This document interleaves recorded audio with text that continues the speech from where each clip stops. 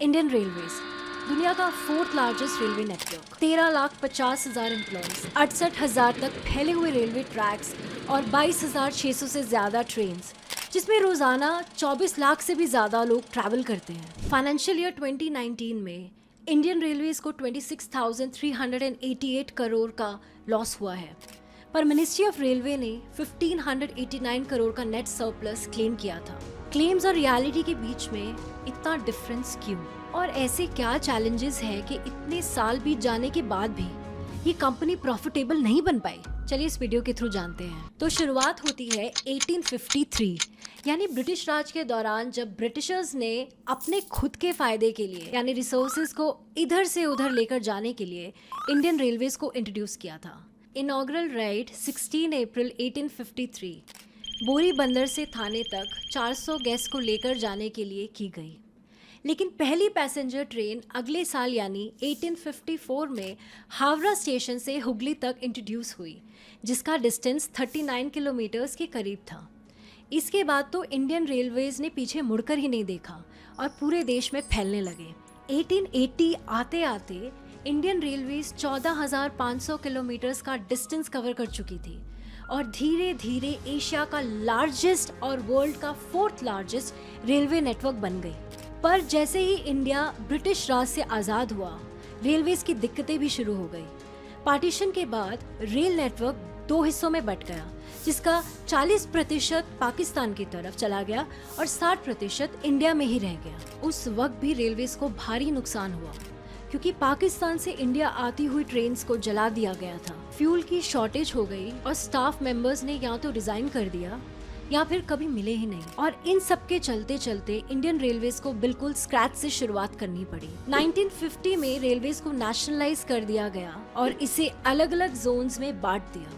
सबसे हैरानी की बात यह है कि इंडिपेंडेंस के बाद इंडिया ने एक मिक्स्ड इकोनॉमी मॉडल को अडॉप्ट किया, पर रेलवे सोशलिज्म पर ही चल रही थी।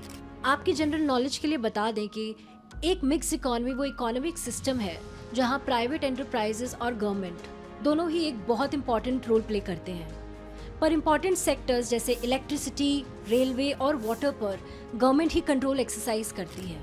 दूसरी तरफ सोशलिज्म एक ऐसा इकोनॉमिक सिस्टम है जहां सारे मेजर सेक्टर्स पर सिर्फ गवर्नमेंट का ही कंट्रोल होता है और सिर्फ लोगों के बेनिफिट पर ही फोकस किया जाता है। इसका मतलब रेलवेज का मेन एम प्रॉफिट कमाने से ज्यादा इंडिया में हर इनकम ग्रुप के लिए ट्रैवल को अफोर्डेबल बनाना था। और लिबरलाइजेशन के बाद भी हाल कुछ ऐसा ही था, और तब भी फोकस प्रॉफिटेबिलिटी से ज्यादा बैकवर्ड रीजन्स और लोअर क्लासेस के लिए कंसेशंस और रिलैक्सेशंस पर था। प्रॉब्लम ये है कि अभी मैं जब इसके बारे में बात कर रही हूँ, तब तक भी ना ही हालात बदले हैं और ना ही इंडियन रेलवेज का एटीट्यूड। आखिर ऐसा हो क्यों रहा है? चलिए कुछ रीजंस जान लेते हैं। पहला reason, operational inefficiencies. Latest data से ये पता चलता है कि इंडियन रेलवेज अपने पैसेंजर से अपनी ऑपरेटिंग कॉस्ट का आधा भी रिकवर नहीं कर पाती है। मतलब 10 किलोमीटर ट्रैवल करने के लिए रेलवे 73 पैसे पर पैसेंजर खर्च करती है, पर सिर्फ 36 पैसे ही कमा पाती है। इंडियन रेलवेज 40% से भी ज्यादा के वर्किंग एक्सपेंसेस अपने स्टाफ के ऊपर स्पेंड करती है। सिर्फ यही नहीं, अगर आप सैलरीज के साथ एक्स एम्प्लॉयज की पेंशन्स भी ऐड कर दें तो ये एक्सपेंडिचर बाद में बढ़कर एक्सपेंसेस का 2/3 हो जाता है। 20 मार्च 2020 से पहले कम एफिशिएंसी का रीजन टिकट प्राइसेस में हैवी कंसेशन भी था, क्योंकि उसके बाद गवर्नमेंट ने specially abled patients and students के अलावा हर कैटेगरी पर कंसेशंस हटा दिए। पर इसका भी कुछ फायदा हो नहीं पाया, क्योंकि इंडियंस को फ्री चीजें बहुत ज्यादा ही पसंद है और बिना टिकट के ट्रैवल करना उनमें से एक है। साल 2020-21 में बिना टिकट के ट्रैवल करते हुए 27 लाख लोगों को पकड़ा गया। अब इमेजिन करो कि कितने लोग ऐसे भी होंगे जिन्होंने बिना टिकट के ट्रैवल किया और स्टाफ उन्हें पकड़ ही नहीं पाई। मतलब किसी ना किसी रीजन से लॉस तो होना पक्का ही हो चुका है। अगला रीजन है इंडियन रेलवेज का खराब इंफ्रास्ट्रक्चर। जैसे कि आपको पहले बताया, इंडियन रेलवेज 19th सेंचुरी में इंट्रोड्यूस की गई, लेकिन ये अभी भी उसी इंफ्रास्ट्रक्चर पर चल रही है और अपने सिस्टम को मॉडर्नाइज नहीं कर पाई, जबकि बाकी देशों में ट्रेन्स और ट्रैक्स दोनों को एक साथ बढ़ाया गया। इंडिया में 2002 से 2016 तक पैसेंजर ट्रेन्स 56% से बढ़ गई और फ्री ट्रेन्स 59% से, पर ट्रैक्स की लेंथ इन 15 सालों में सिर्फ 12% से ही बढ़ पाई। अगर रेलवेज की ऑपरेटिंग लेंथ की बात करें तो पहले नंबर पर आता है यूएस, जिसकी लेंथ 2,90,000 किलोमीटर से भी ज्यादा है। सेकंड है चाइना, 1,30,000 किलोमीटर्स। थर्ड पर है रशिया, 87,000 किलोमीटर्स। और फिर आता है हमारा इंडिया, 68,000 किलोमीटर्स। इसकी वजह से रेलवे ट्रैक्स पर ट्रैफिक कंजेशन बढ़ जाता है और ट्रेन्स को बार बार रुकना पड़ता है। इससे ट्रेन्स की स्पीड भी काफी स्लो हो जाती है और फ्यूल भी ज्यादा लगता है। इंडियन ट्रेन ज्यादा से ज्यादा सिर्फ 110 या 120 किलोमीटर पर आवर की स्पीड से ट्रैवल कर सकती है, जो कि बहुत कम है, क्योंकि चाइना और जापान जैसे देशों में ट्रेन 300 किलोमीटर पर आवर की स्पीड से भी ट्रैवल करती है। और तो और इंडियन रेलवेज के इंफ्रास्ट्रक्चर की क्वालिटी भी बहुत खराब है। Rail road infrastructure quality indicator की बात करें तो वर्ल्ड इकोनॉमिक फोरम ने इंडिया को सिर्फ 4.4 पॉइंट्स के साथ पूरे वर्ल्ड में 28वें रैंक पर रखा है। सबसे बड़ी दिक्कत वहां आ जाती है जब कम प्लेटफॉर्म्स और पुराने डिजाइन की वजह से ट्रेन्स अपनी मैक्सिमम स्पीड पर ट्रैवल नहीं कर पाती। इंडिया में रेल कोचेस इतने ज्यादा हैवी है कि एक बार रुक जाने के बाद स्पीड पकड़ने में ही बहुत वक्त लग जाता है और खुले दरवाजे और खिड़कियां इसे और भी ज्यादा स्लो कर देती हैं। और अनफॉर्चुनेटली ये सिर्फ स्पीड के बारे में नहीं है। खराब इंफ्रास्ट्रक्चर की वजह से हजारों लोग एक्सीडेंट्स में अपनी जान दे देते हैं। पुराने और डैमेज ट्रैक्स, ब्रिजेस और वैगन्स की वजह से काफी सारे एक्सीडेंट्स होते हैं।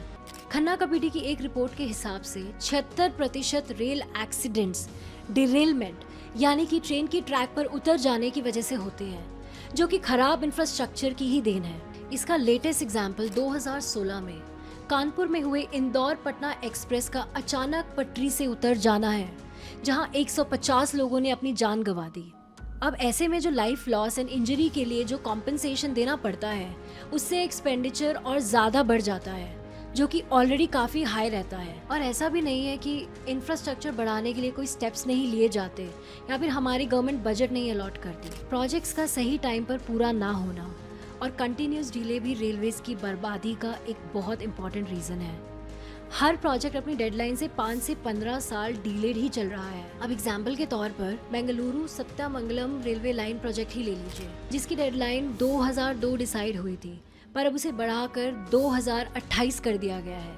या फिर Udhampur Srinagar Baramulla railway line project, जो ओरिजिनल डेडलाइन से 20 साल से भी ज़्यादा डिलेड चल रहा है। प्रेजेंटली 100 से भी ज़्यादा railway projects across India pending चल रहे हैं।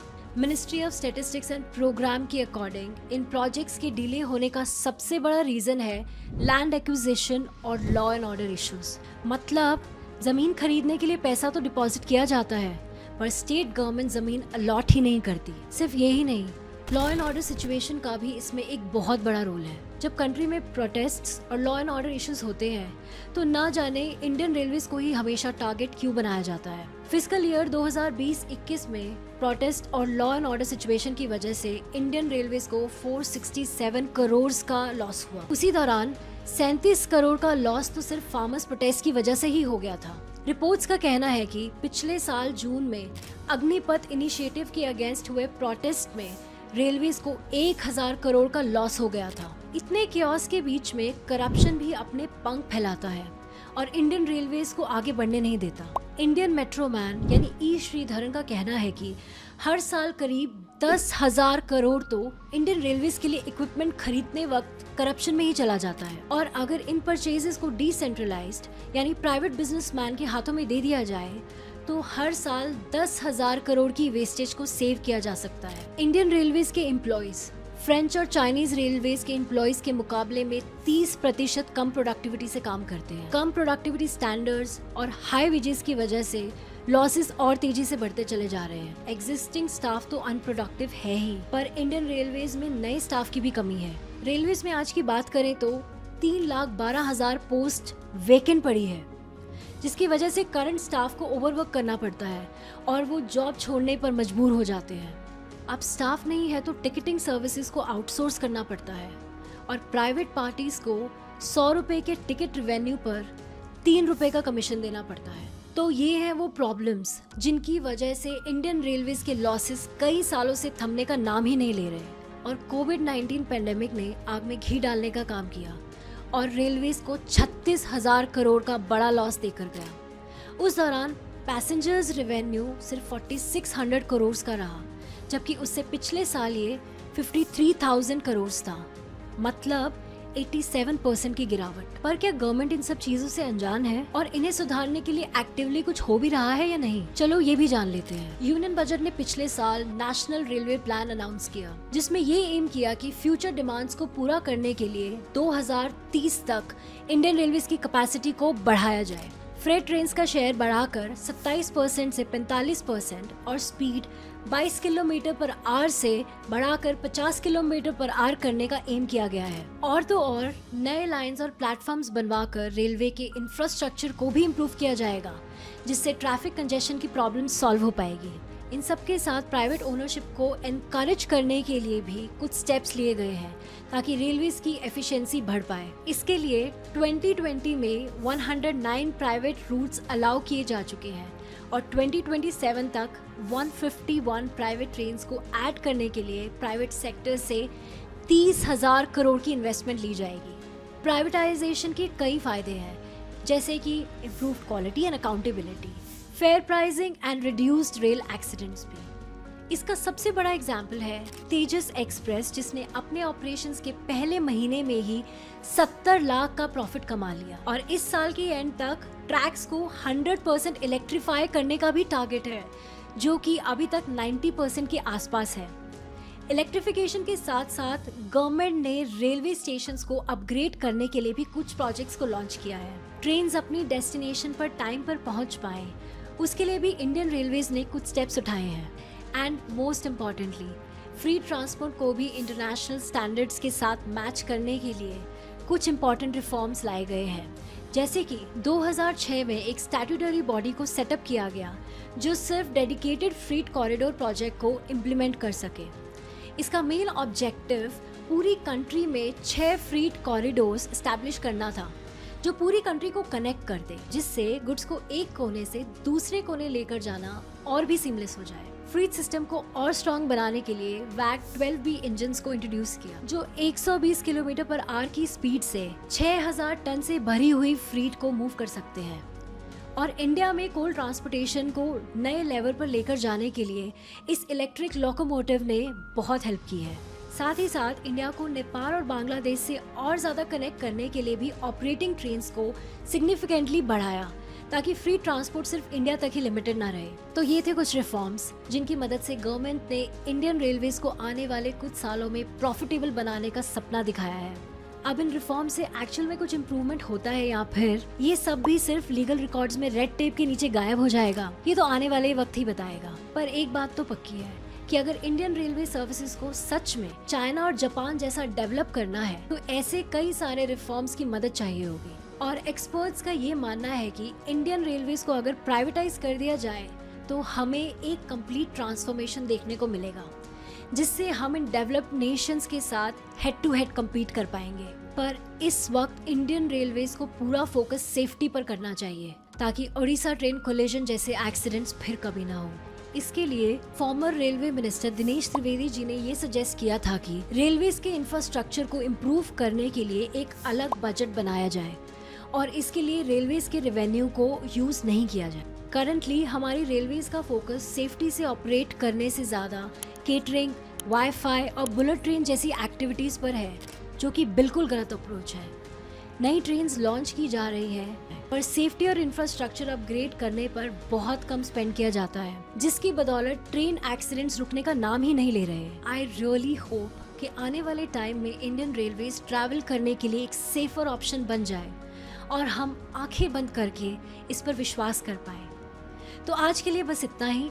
अगर वीडियो अच्छी लगी हो तो अपने दोस्तों और फैमिली मेम्बर्स को शेयर करके उन्हें भी इस टॉपिक पर ज़रूर एजुकेट करें। और हम मिलते हैं अगली वीडियो में, जो कि और भी ज़्यादा इन्फॉर्मेटिव और नॉलेजेबल होने वाली है। And don't forget to like, share and subscribe. तब तक के लिए बाय बाय।